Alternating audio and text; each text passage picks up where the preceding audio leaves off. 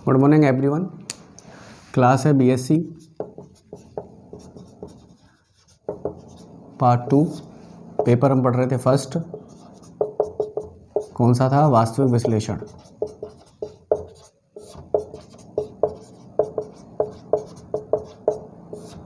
Class है आपकी 23। देखो लास्ट क्लास में हमने अवकलनीय फलन स्टार्ट किया था। अवकलनीय फलन क्या होता है, हमने एक एग्जाम्पल भी देखा था आई थिंक, शायद उसमें बताया था कि अवकलनीय कैसे होता है कि पहले सबसे पहले अवकलनीयता की शर्त क्या है कि सबसे पहले तो वो फलन सतत होना चाहिए। अगर वो फलन सतत नहीं होगा तो वो कभी अवकलनीय हो भी नहीं सकता। तो सबसे पहले हम क्या चेक करेंगे, अगर आपको कोई क्वेश्चन दे दिया जाए और आपसे कह दिया जाए कि चेक कीजिए कि अवकलनीय है या नहीं है, तो सबसे पहले आप क्या चेक करोगे? आप सबसे पहले सततता चेक करोगे। अगर वो फलन सतत है तो हम आगे बात करेंगे, अगर सतत नहीं होगा तो वहीं कह देंगे कि यह फलन सतत नहीं है, इसलिए यह अवकलनीय भी नहीं होगा। उसके बाद हमने देखा था कि अवकलनीय निकालते कैसे हैं। अवकलनीयता निकालने का तरीका ये था कि दायां अवकलज निकाल लो और बायां अवकलज निकाल लो। अगर दोनों विद्यमान हैं और बराबर हैं तो हम कह देंगे कि वो फलन क्या होगा? अवकलनीय होगा। अगर इन दोनों में से कोई भी विद्यमान नहीं होगा या विद्यमान होने के बावजूद भी अगर बराबर नहीं होगा तो हम कह देंगे वो फलन क्या होगा? अवकलनीय फलन नहीं होगा। ठीक है, एक एग्जाम्पल मैंने करवाया था fx = mod x, x बराबर 0 पे करवाया था जहाँ तक मुझे याद है। एक क्वेश्चन मैं और करवाता हूँ, फिर हम पढ़ेंगे प्रमेय पढ़ेंगे। दो प्रमेय हैं आपकी, डार्बुक्स प्रमेय, डार्ब्यू प्रमेय जिनको बोलते हैं, इंग्लिश में डार्बॉक्स थ्योरम्स बोलते हैं। ठीक है, तो उसके क्या एक प्रमेय है और इसकी कॉरोलरी है यानी उपप्रमेय है उसकी। दो प्रमेय हम पढ़ेंगे, उसके बाद आपका आगे बढ़ेंगे हम। ठीक है, सबसे पहले एक एग्जांपल में देख लेता हूँ। एक और क्वेश्चन है, fx दे रखा है आपको, x sin 1/x यदि x ≠ 0 और 0 यदि x = 0। ये आपको दे रखा है। चेक करना है कि x बराबर 0 पर सतत है परंतु अवकलनीय नहीं है। तो देखो सतत के लिए चेक करूंगा पहले दाईं सीमा, सततता चेक कर रहा हूं पहले ना। दाईं सीमा क्या हो जाएगी? Limit x tends to 0 plus fx equals to limit s tends to 0 f 0 plus h, यानी limit s tends to 0 plus में, देखो 0 प्लस में भी और 0 माइनस में भी यही फलन आएगा मेरे पास। तो क्या आ जाएगा? 0 plus h sine 1/0 plus h। तो क्या हो जाएगा? Limit s tends to 0 h sine 1/h। अब देखो h बराबर 0 रखूंगा तो देखो कईयों के दिमाग में ये आ रहा होगा, सर ये रख सकते हैं 0 इंटू, ये तो 0 हो जाएगा और ये साइन 1/h क्या हो जाएगा? इन्फिनिटी हो जाएगा। बहुत लोग गलती करते हैं इसमें। ठीक है, वो क्या डायरेक्ट लिमिट रख देते हैं और यहाँ पे कह देते हैं 0। ये गलत है क्योंकि ये लिमिट में, सीमा में कभी भी डिफाइन नहीं होता है, ध्यान रखना ये चीज़। तो ऐसे डायरेक्ट लिमिट नहीं रखेंगे हम।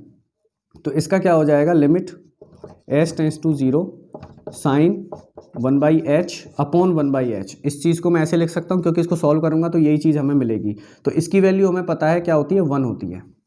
ठीक है, साइन x अपॉन x की वैल्यू क्या होती है? 1 होती है। ठीक है, साइन 1/h अपॉन 1/h की वैल्यू क्या हो जाएगी? 1 हो जाएगी, यानी दाईं सीमा क्या आ गई हमारे पास? 1 आ गई। आप वो गलती मत करना, बहुत बच्चे करते हैं ऐसी गलती, बहुत बच्चे करते हैं। आप नहीं, बहुत भी और भी करते हैं कि कई बच्चे क्या डायरेक्ट लिमिट रख देते हैं। उन्होंने देखा कि s टेंस 0 है, 0 रख दिया, मल्टीप्लाई साइन 1/h यानी 1/0 क्या हो जाएगा? इन्फिनिटी, साइन इन्फिनिटी क्या हो जाएगा? इन्फिनिटी। और हाँ, कई लोग तो क्या करते हैं 1 भी लिख देते हैं इसको इन्फिनिटी जगह, क्योंकि साइन 1/h इन्फिनिटी होगा और हमें पता है साइन इन्फिनिटी मैक्सिमम कितनी वैल्यू दे रखा है? 1 दे सकता है, तो 1 भी लिख देते हैं और वहाँ से डायरेक्ट लिख देते हैं 0। और कई बच्चे ये गलती करते हैं 0 इंटू इन्फिनिटी लिख देते हैं। तो देखो अगर इसको सॉल्व करने के बाद बच्चे क्या लिख देते हैं? 0 लिख देते हैं। ये गलत है। क्यों? क्योंकि 0 इंटू इन्फिनिटी कभी डिफाइन नहीं होता, परिभाषित ही नहीं होता है गणित में। तो इसको क्या सॉल्व करना पड़ता है। तो ऐसे ना करके आपको करने का तरीका ये है, इस क्वेश्चन को गलती मत कर देना, याद रखना। छोटी छोटी चीज़ें, बेसिक चीज़ें हैं जो 11th-12th में पढ़ के आए हो आप। तो साइन 1/h अपॉन 1/h हो जाएगा, ये क्या हो जाएगा? 1 हो जाएगा। बाई सीमा निकालूंगा, बाई सीमा क्या निकलेगी? Limit x tends to 0 minus fx यानी limit s tends to 0 f 0 minus h बराबर 0 माइनस h करूँगा तो क्या आ जाएगा? Limit s tends to 0 minus h sine 1/0 minus h। इसको यहाँ से मिटा रहा हूँ थोड़ा सा, इसको याद रखना। 1 आ रही है ना, 1 आ रही है तिरछी दाईं सीमा। इसका क्या हो जाएगा मेरे पास? इसका हो जाएगा limit H tends to zero, ये हो जाएगा माइनस एच और ये हो जाएगा साइन 1/-(-h). और हमें पता है साइन माइनस को बाहर निकाल देता है, तो यहाँ लिख देता हूँ, ठीक है। तो ये आ जाएगा limit H tends to zero, ये क्या हो जाएगा minus h into minus sine 1/h। तो माइनस से माइनस कट जाएगा। अब यहाँ पे वही करूँगा तो क्या आ जाएगा जीरो इंटू, सॉरी यहाँ पे लिमिट रखूँगा तो साइन 1/h/1/h क्या आ जाएगा 1 आ जाएगा। तो देखो दाई सीमा भी 1 आ रही थी और वाई सीमा भी क्या आ रही है 1 आ रही है। तो इसका मतलब क्या हुआ, यह फलन x बराबर 0 पर क्या है, सतत है। ये चीज़ तो हमने दिखा दी, सततता। क्या लिख देंगे,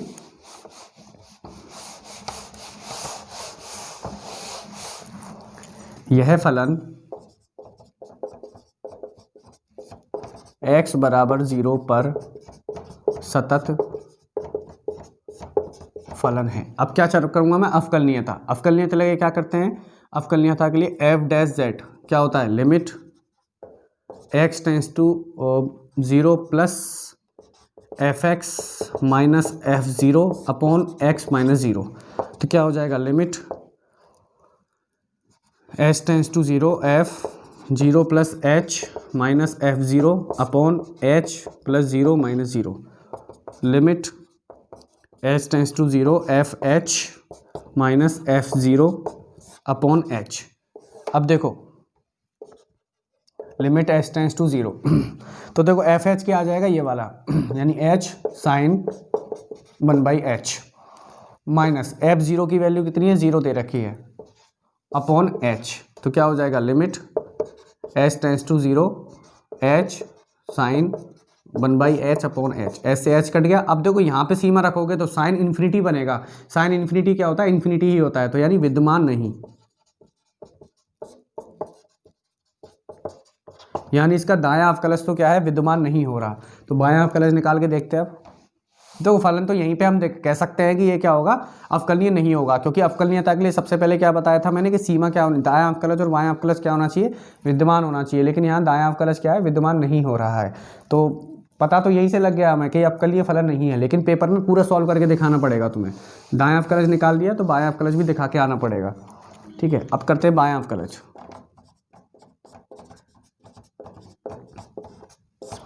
क्या हो जाएगा, देखो F dash X is equals to limit X tends to zero minus F x minus F zero upon x minus zero, यानी limit H tends to zero F zero minus F zero upon zero minus H minus zero. तो यहाँ से क्या हो जाएगा, limit H tends to zero, तो ये देखो जीरो माइनस एच यहाँ पे पुट करूँगा तो क्या हो जाएगा, zero minus h sine 1/0 minus H minus F zero की वैल्यू है जीरो और ये क्या हो जाएगा माइनस एच। तो limit H tends to zero minus h sine 1/-(-h) ये जीरो हो जाएगा अपॉन माइनस एच से माइनस एच गया। यहाँ भी वैल्यू पुट करोगे तो क्या आएगी, इन्फिनिटी की तरफ जाएगा ये। तो यानी यह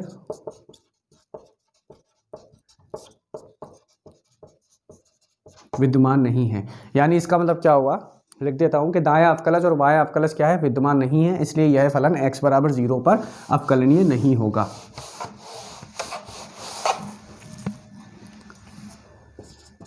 इस फलन का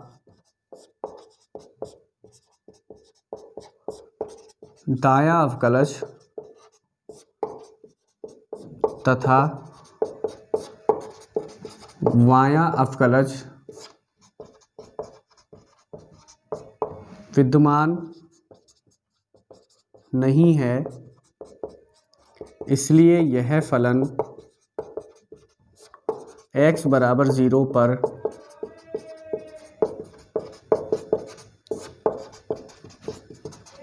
अवकलनीय नहीं है। बस ये दिखाना था इसमें, ठीक है। तो ये आपका एक क्वेश्चन ले लिया मैंने, क्वेश्चन आप करके देखिएगा और, ठीक है। अब बात करते हैं प्रमेय की। प्रमेय क्या है, डार्बी प्रमेय।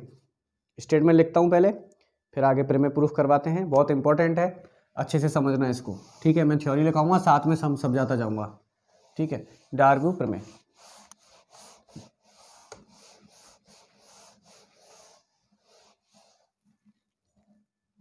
डार्बू प्रमेय। इंग्लिश में बोलते हैं डारबॉक्स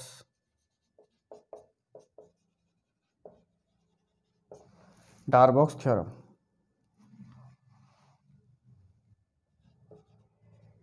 डारबॉक्स थ्योरम, पहले स्टेटमेंट लिखते क्या दिया था, माना एक प्रमेय है, माना एक वास्तविक मान फलन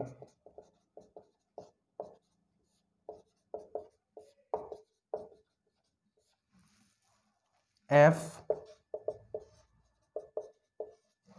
ए बी पर परिभाषित है।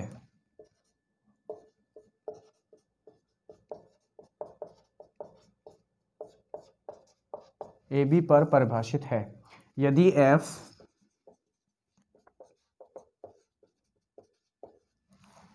ए बी के प्रत्येक बिंदु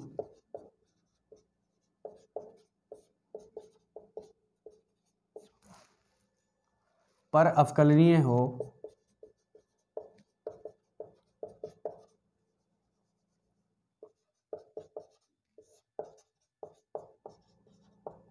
तब एफ डैश ए तथा एफ डैश बी के मध्य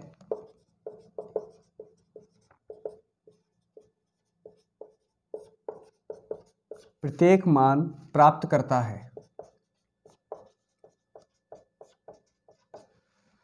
ठीक है, देखो सबसे पहले इसका कथन समझा देता हूँ, कथन कहना क्या चाह रहा है। उसने ये कहा है कि अगर कोई फलन है एफ जो अंतराल ए से बी पर क्या है अवकलनीय है, तो उसका जो एफ डैश होगा, ग्राफ से समझते हैं, जैसे ये आपका ए था और ये बी था, ठीक है, कोई फलन दे रखा था, तो एफ में क्या होगा कि कोई एफ डैश ए होगा, इस टाइप से कोई फलन दे रखा है, तो एफ डैश ए यहाँ पे होगा, उसके टॉप पे यहाँ पे एफ डैश ए होगा, ये एफ डैश सी होगा, ये एफ डैश सी, ठीक है, ये बराबर होगा 0, ठीक है, एफ डैश सी बराबर क्या होगा, सॉरी एफ डैश सी 0 नहीं होगा, कुछ भी नंबर हो सकता है।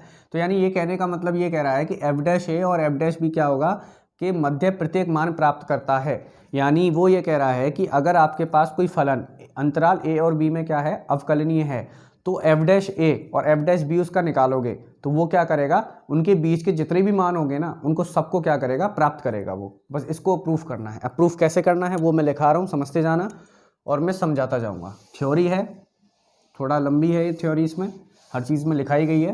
कोशिश करेंगे जितना शॉर्ट में कर सकता हूँ करूँगा। मुझे लगेगा कि ये स्टेप काम का नहीं है या ये लिखा हुआ है वो काम का नहीं है, तो मैं कोशिश करूँगा मिटाने की। ठीक है, देखो हम उत्पत्ति बात करते हैं।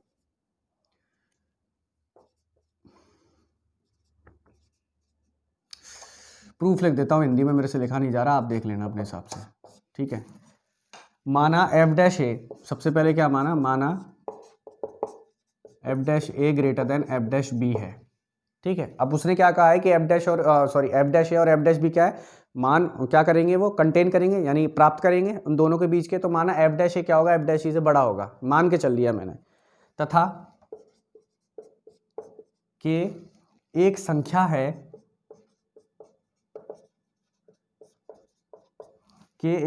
है ताकि एफ डैश ए greater than k greater than F dash B.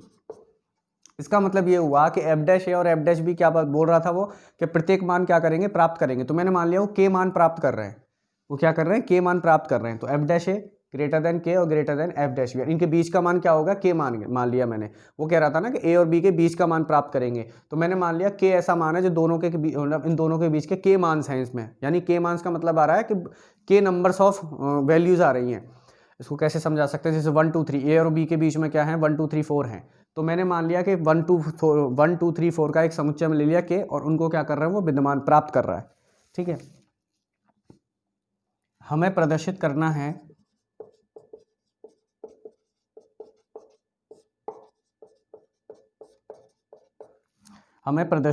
है कि एक बिंदु C belongs to a b विद्यमान है ताकि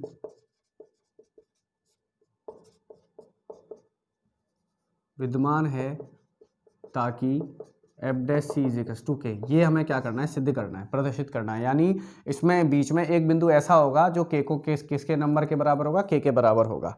ठीक है, चलिए माना, तब माना जी एक्स मान लिया मैंने इसको f x minus k x, तथा एच एक्स बराबर है k x for all x belongs to a b. ये मैंने मान के चलिए कोई फलन है जी एक्स और एच एक्स, ये मान के चला है मैंने। ठीक है, अब क्या करूँगा आगे देखो, ये मिटा रहा हूँ स्टेटमेंट, है ना, पूरा ही मिटा देता हूँ। ये मान के चला ना, जी याद रखना, जी एक्स क्या माना है मैंने, F x minus k x, और एच एक्स क्या माना है, के एक्स। इनकी जरूरत पड़ेगी, देखना कहाँ जरूरत पड़ेगी, वो याद रखना इनको। तब एच एक्स अंतराल ए बी के प्रत्येक बिंदु पर अवकलनीय है। एच एक्स क्या माना था मैंने, के एक्स माना था, एच एक्स क्या माना था, के एक्स माना था। तो ये कहाँ से आया, देखो हमारे पास कोई भी बीजगणित फंक्शन होता है, एक्स है, आप देखते हो कि अगर आप ग्राफ बनाओगे, जैसे आपने मन में बोल दिया आपको y बराबर एच एक्स बराबर आपके पास है जैसे 3x है, 3x, इसका ग्राफ बनाओगे तो इसका ग्राफ इस टाइप से जाएगा 3x, ठीक है, इस टाइप से जाएगा। तो ये क्या होगा, अवकलनीय होता है हमारे पास। अवकलनीय की परिभाषा ये भी कहती है ना कि टूटना नहीं चाहिए ग्राफ, कहीं नुकीला नहीं बनना चाहिए, किनोड़ नहीं आनी चाहिए उसमें। तो ये क्या होगा, अवकलनीय होगा। तो इसका मतलब क्या हो, के एक्स, के क्या है भाई, कॉन्स्टेंट नंबर था, अचर संख्या थी। ठीक है, तो हमने क्या ले लिया यहाँ पे, एच एक्स ए बी के प्रत्येक बिंदु पर क्या है, अवकलनीय है। दिया है कि, इसलिए वहां से लिखा है मैंने एच एक्स, दिया है कि एफ एक्स ए बी के प्रत्येक बिंदु पर अवकलनीय है।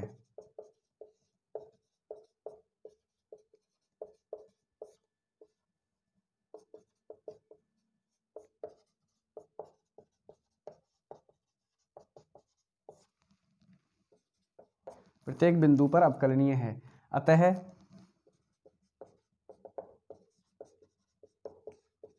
जी एक्स ए बी के प्रत्येक बिंदु पर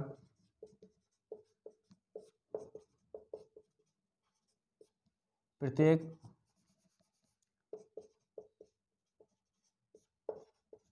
बिंदु पर अवकलनीय है। देखो इस चीज को समझाता हूं, आपको दिया क्या हुआ था कि एफ एक्स, आपको कथन में देखोगे वहां दिया हुआ था कि एफ एक्स ए बी के प्रत्येक बिंदु पर अवकलनीय है। जी एक्स हमने क्या माना था, F x minus k x.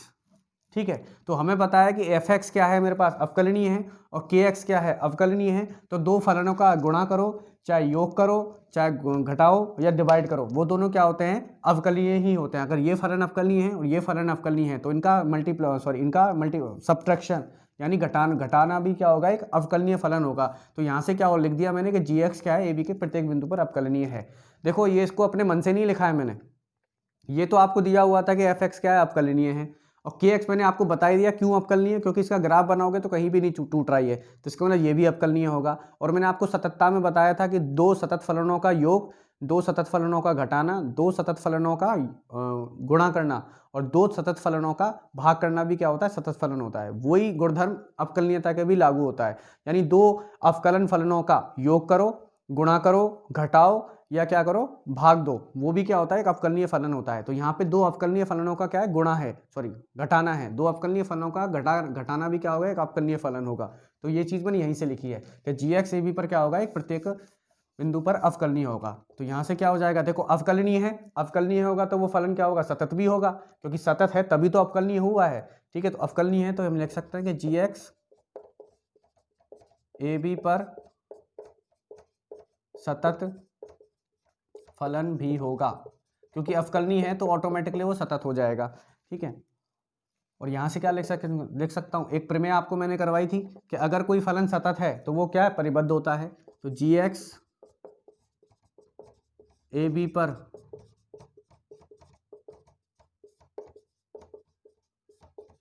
परिबद्ध फलन भी है।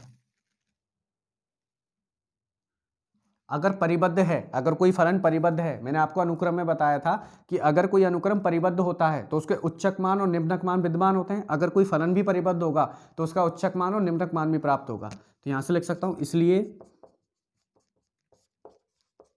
g(x) के अंतराल a b में उच्चक तथा निम्नक मान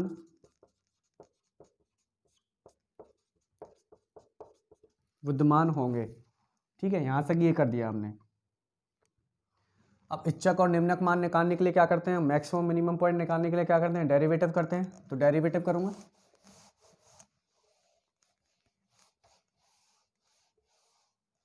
ठीक है, यानी अवकलन करूंगा। उच्चक और निम्नक ऐसे तो निकालते हैं डेरिवेटिव करके। तो g(x) क्या था मेरे पास, f(x) माइनस kx, g'(x) क्या हो जाएगा मेरे पास, f'(x) माइनस k, ये हो जाएगा। ठीक है, तो a क्या हो जाएगा मेरे पास, f'(a) माइनस k। कोई बिंदु ले लिया मैंने a b में से, ठीक है, a जो a b में, ठीक है, ये हो जाएगा। तो यहाँ से क्या हो जाएगा, देखो ये हमारे पास क्या है, ग्रेटर देन 0 होगा, ग्रेटर देन क्या होगा, 0 होगा। तो यहाँ से लिख सकता हूँ, क्या लिख सकता हूँ, ग्रेटर देन 0। तो इसका मतलब क्या हो गया, g'(a) ग्रेटर देन 0 हो गया मेरे पास, sorry, greater than 0, greater than 0। अतः बिंदु A का, बिंदु A का एक प्रतिवेश a, a प्लस डेल्टा विद्यमान होगा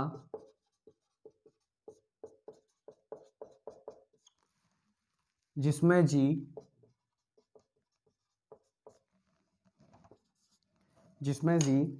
निरंतर वर्धमान होगा, निरंतर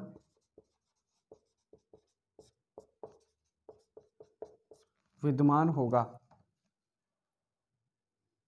अर्थात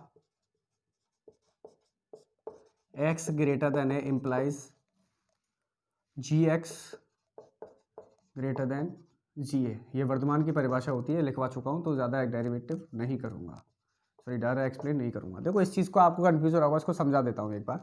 जैसे आपने कोई g(x) फलन ले लिया, x प्लस 2 ऐसे ले लिया आपने, x स्क्वायर प्लस 3 माइनस, और kx की जगह ले लिया आपने 2x, इसका डेरिवेटिव निकाला आपने, तो क्या हो जाएगा 2x माइनस 2। और देखो x कहीं भी है, a पॉजिटिव नंबर है तो x कुछ भी डाल दीजिए। जैसे आपने अंतराल लिया 1 और 2, ठीक है, 1 और 2, जैसे 2 और 3 ले लिया आपने, तो यहाँ पे देख रहे हो आप g2 डालने पर क्या हो रहा है, 4 माइनस 2 यानी 2 ग्रेटर देन 0 है। तो यहीं से ये चीज़ आई है, ये वाली चीज़ कहाँ से आई है, यहाँ से आई है, ये समझ गए, यहाँ से आई है ये वाली चीज़। ये हमारे पास क्या होगा, निरंतर वर्धमान होगा, क्योंकि वर्धमान की कंडीशन ये होती है कि अगर x ग्रेटर देन a है तो g(x) क्या होना चाहिए, ग्रेटर देन a होना चाहिए। तो यहाँ से क्या हो जाएगा, g(x) बिंदु a पर उच्चक मान ग्रहण नहीं करता है। देखो इसका मतलब ये हुआ कि उच्चक मान का मतलब ये होता है कि उस पॉइंट के बाद अगर आपने कोई बिंदु डाला, उस बिंदु पर जो हमारे पास उस फलन का मान आया, तो आप कोई सा भी बिंदु डाल लो, कोई सा भी बिंदु डाल लो, उससे ज्यादा मान नहीं मिलेगा। अगर ये चीज होती है तो हम कहते हैं कि उस बिंदु पे उसका उच्चक मान ये आया। लेकिन यहाँ पे देख रहे हैं कि x a से बड़ा डालने पर उससे और बड़ा मान हमें प्राप्त हो रहा है, तो इसका मतलब क्या हो गया कि ga उसका उच्चक मान नहीं है। तो इसलिए मैंने लिखा है g(x) बिंदु a पर उच्चक मान ग्रहण नहीं करता है। ठीक है, साथ ही उच्चक मान ग्रहण नहीं करता है, साथ ही अब उच्चक मान ग्रहण नहीं करेगा तो g'(x) क्या हो जाएगा, g'(x) हो जाएगा f'(x) माइनस k। साथ ही g'(b) के लिए निकालूंगा अब दूसरा, साथ ही g'(b) is equal to f'(b) minus k less than 0। ये यहाँ से आया, यहाँ पे आपने f' निकाला, ठीक है। अब यहाँ पे b पे बात करूंगा तो v डालूंगा तो f'(b) माइनस के आ जाएगा। अब f'(b) का मतलब वही देखते हैं हम, जैसे आपने अंतराल लिया 2 और 3, फंक्शन क्या लिया था, g(x), क्या लिया था, x square plus 3 minus 2x। तो आपने g'(x) निकाला, क्या आया 2x माइनस 2। अब आपने 3 रखा है यहाँ पे तो क्या आया 6 माइनस 4, 6 माइनस 4, ये क्या हो गया ग्रेटर देन 0 हो गया, लेस देन 0 आ रहा है। इसका मतलब अंतराल इधर जाना है, मुझे 3 से इधर जाना है क्योंकि जी b से छोटा होना चाहिए ना। तो यहाँ पे ले लिया 2 और 3 के बीच में, जैसे 3 से वैल्यू ले ली मैंने 2.66 ले ली, तो यहाँ पे वैल्यू पुट करोगे तो आपको लेस देन 0 मिलेगी ये चीज़, ठीक है, क्योंकि जी से थोड़ा सा इधर जाना है। तो ये हो गया हमारे पास अतः बिंदु, तो ये तो आएगा ही, ये मिटा देता हूँ, ये लेस देन 0 हो गया।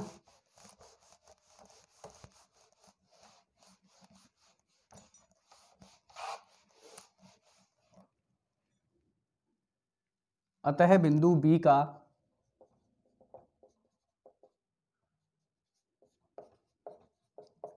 प्रतिवेश,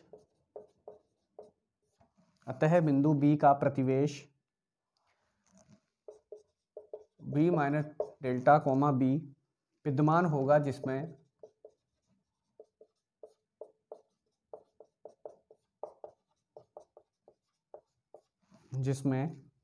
G निरंतर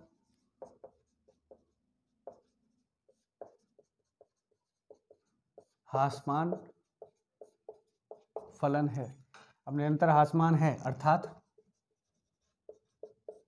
x less than b implies f G X less than G B, sorry greater than, उल्टा होता है आसमान।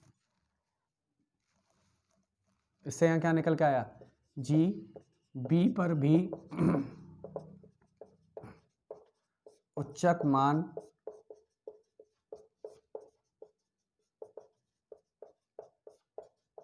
नहीं ग्रहण करता है। अतः जी कोमा ए बी पर ए बी के, देखो ना उसने ए पे उच्चक मान ग्रहण किया ना बी पे उच्चक मान ग्रहण किया, तो इसका मतलब क्या हुआ कि इनके बीच में कोई ऐसा बिंदु हमें मिलेगा जहां पे वो क्या करेगा उच्चक मान ग्रहण करेगा। तो वही लिख रहा हूं मैं, जी ए बी के किसी आंतरिक बिंदु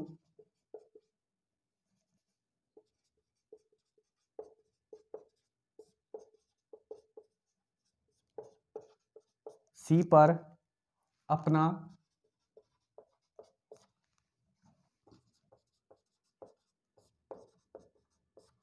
उच्चक मान ग्रहण करता है, उच्चक मान ग्रहण करता है। अब सी पर उच्चक मान ग्रहण करेगा तो इसका मतलब क्या हुआ कि जी सी बराबर कोई एम होगा, ठीक है, यानी supremum of g x, x belongs to a b, इस टाइप से होगा। अब उच्चक मान ग्रहण कर रहा है, अब हम प्रदर्शित करेंगे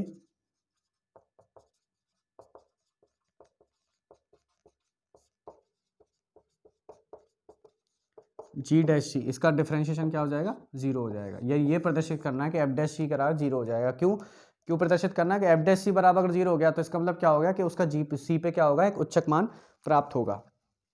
अब देखो, अब इसमें दो पॉलिसी है, सॉरी पॉसिबिलिटी है कि एक तो क्या हम सिद्ध करेंगे G dash not equal to greater than 0 और एक सिद्ध करेंगे G dash not equal to 0 less than 0। अगर यानी इसका मतलब यह हुआ कि जी डैश सी ना 0 से बड़ा होना चाहिए और जी डैश सी लेस देन 0 भी नहीं होना चाहिए। अगर ये दोनों कंडीशन सेटिस्फाई करवा दी तो हम कह सकते हैं जी डैश सी इक्वल टू क्या होगा 0 होगा, ठीक है। तो अब वही करवाएंगे हम।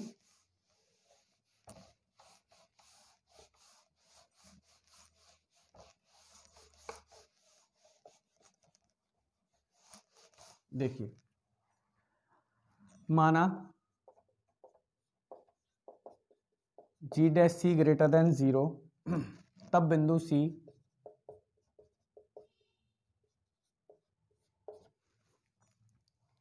का एक प्रतिवेश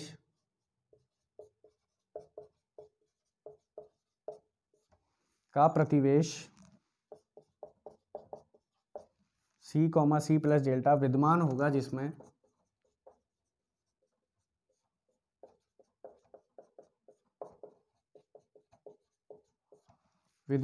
जिसमें जी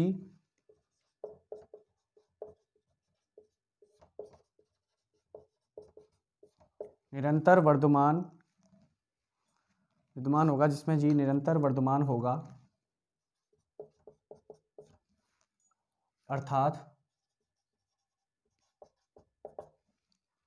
अर्थात x greater than c implies gx greater than gc बराबर m, जो m का अंतराल AB में g का उच्चक होने का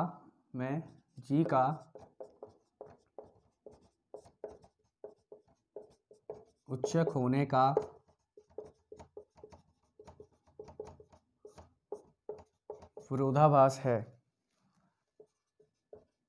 अच्छा है G dash C not greater than equal to 0। देखो इसका पूरा मतलब मैं आपको समझाता हूँ। देखो हम क्या लेके चले थे कि जी जो हमने ये माना था कि हमने क्या दिखाया था, सबसे पहले दोबारा रिपीट कर रहा हूँ कि सबसे पहले हमने ये दिखाया था कि ए और बी पे उसके उच्चक मान प्राप्त नहीं होंगे। जी ना ए पे उच्चक मान प्राप्त करेगा ना बी पे उच्चक मान प्राप्त करेगा। क्यों उच्चक मान क्यों निकाल रहे हैं? क्योंकि हमें दिया हुआ था कि जी क्या है हमारे पास, अवकलनीय फलन है। अवकलनीय होगा तो वो सतत भी होगा, सतत है तो परिबद्ध होगा, परिबद्ध है तो उसके उच्चक मान निम्नक मान प्राप्त होंगे। तो हम क्या देख के चल रहे थे कि उच्चक मान विद्यमान है या नहीं है। तो हमने देखा ना ए पे उच्चक मान प्राप्त हो रहा था उसका, ना बी पे उच्चक मान प्राप्त हो रहा था। तो हमने ये मान के चला था कि उसके बीच में कोई बिंदु होगा सी, जिसपे क्या होगा, उसको उच्चक मान प्राप्त होगा। हमने मान लिया था एम उसका उच्चक मान होगा। लेकिन हमने जब यहाँ देखा कि जी डैश ग्रेटर देन 0 किया तो हम देख रहे हैं कि निरंतर क्या होगा, वर्धमान होगा। निरंतर वर्धमान होगा तो जी एक्स ग्रेटर देन जी सी होगा, यानी सी पे से भी बड़े मान पे हमें क्या मिल रहा है, उसका उच्चक मान मिल रहा है। लेकिन हम तो एम लेके चले, तो इसका मतलब क्या हो गया, विद्यमान, ये क्या हो गया हमारे पास, विरोधाभास हो गया। विरोधाभास से हम कह सकते हैं कि जो लेके चले थे हम क्या है, गलत है। क्योंकि मैंने आपको बताया था जो लेके चलते हैं उसको बाद में दिखाना भी होता है, सही लेके चले हैं गलत लेके चले हैं। तो मैं ये मान के चला था कि जी डैश सी ग्रेटर देन 0 होगा। तो इसका मतलब क्या हो गया कि अगर हमारे पास विरोधाभास मिल गया कि एम सी के अलावा भी ये कोई बिंदु मिल रहा है जिस पे उसका उच्चक मान प्राप्त हो रहा है, तो इसका मतलब ये जो लेके चले थे हम वो क्या हो गया, हमारे पास विरोधाभास हो गया। इसलिए यहां से क्या लिख दिया, G dash C not greater than equal to 0। अब वो लेस देन के लिए चलेंगे, पुनः माना जी डैश सी लेस देन 0, तब बिंदु सी का एक प्रतिवेश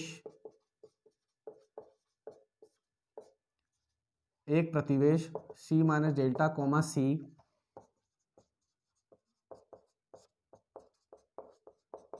विद्यमान होगा जिसमें जी निरंतर ह्रासमान होगा, अर्थात x लेस देन सी इम्प्लाइज जी एक्स ग्रेटर देन जी सी इम्प्लाइज m, जो m का अंतराल AB में g का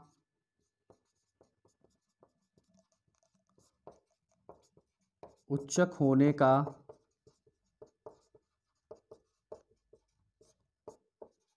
विरोधाभास है।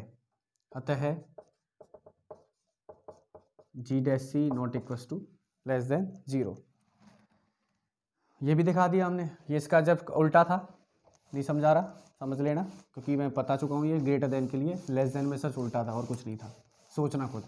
आगे क्या लिख दूंगा, देखो लेस देन 0 नहीं है, ग्रेटर देन 0 नहीं है, तो यहाँ से क्या लिख दूंगा, अतः G dash C is equal to 0 implies F dash C minus K is equal to 0। क्योंकि जी डैश एक्स क्या था मेरे पास, वही तो था, जी डैश एक्स क्या था मेरे पास, जी डैश था F x minus k x, sorry जी डैश एक्स, ये जी एक्स था, जी डैश एक्स निकाला तो क्या निकला, एफ एक्स माइनस के। तो जी डैश सी क्या आ जाएगा मेरे पास यहाँ से, एफ डैश सी माइनस के, तो वही चीज़ मैंने यहाँ लिखी है। तो यहाँ से क्या लिख सकता हूँ, f dash C is equal to k. अतः बस ये दिखा दिया हमने, यानी इसका मतलब क्या हो गया कि हमारे को यही दिखाना था, एफ डैश सी क्या होना चाहिए हमारे पास, एक कोई मान रखना चाहिए के, वो हमने दिखा दिया यहाँ से, ये हमने क्या कर दिया, दिखा दिया यहाँ पे। बस ये इसमें प्रूफ करना था हमें, और कुछ सिद्ध नहीं करना था, यानी सी पे ऐसी वैल्यू दिखानी थी सारी वैल्यू को क्या करे, कंटेन करे। तो ये हमारे पास होती है डार्बू प्रमेय, बहुत इंपॉर्टेंट है। एक बार पूरी प्रमेय को लिख के, पूरी प्रमेय को लिखना है एक पेपर पे और उसको दोबारा देखना और उसमें कोशिश करना समझने की क्या क्या चीज़, क्योंकि अभी मैं पार्ट्स में मिटाया भी है, साफ भी किया है, तो समझ में नहीं आया होगा। लेकिन एक बार आप पूरे पेपर पे इस प्रमेय को लिखोगे और एक एक चीज़ को समझोगे कि ऐसा क्यों हुआ, बेसिक्स से जाओगे, जो आपको अब तक प्रमेय करवाई है, अब कल नियता की परिभाषा आपको बताई है, उससे आप समझने की कोशिश करोगे तो आपको पूरी प्रमेय समझ में आ जाएगी। बहुत ईजी प्रमेय है, कुछ नहीं है, लेंथ ज़्यादा है इसकी, 1 पन्ने 1.5 पन्ने की हो सकती है, लेकिन जो चीज़ बड़ी होती है वो अंदर से उतनी ही कमज़ोर होती है। सुना होगा ना आपने, जिसका शरीर ज़्यादा होता है वो अंदर से उतना ही कमज़ोर होता है, तो वही प्रमेय में होता है। प्रमेय जितनी बड़ी होती है वो उतनी ही ईजी होती है, और जितनी छोटी प्रमेय होगी वो उतनी टफ होती है। तो ये बहुत बड़ी प्रमेय थी, तो बहुत ईजी है। एक बार इसको पेपर में उतार के आप लिखोगे, समझोगे और पढ़ोगे तो आपको गारंटीड समझ में आ जाएगी। कुछ चीज़ें रहेंगी, वो मैं बैठा हूँ समझाने के लिए, लेकिन कोशिश करना कि समझ में आ जाए आपके, और आ जाएगी, कोई बड़ी बात नहीं है, बहुत ईजी चीज़ है। ठीक है, तो नेक्स्ट क्लास में इसकी उपप्रमेय पढ़ेंगे हम। उपप्रमेय पढ़ने के बाद हम इसके कुछ एग्जाम्पल्स करेंगे, फिर उसके बाद हम पढ़ेंगे रोल्स थ्योरम, रोल प्रमेय जिसको बोलते हैं हम। ठीक है, तो आज की क्लास में यही कंप्लीट करता हूँ, मिलते हैं नेक्स्ट क्लास में। Thank you.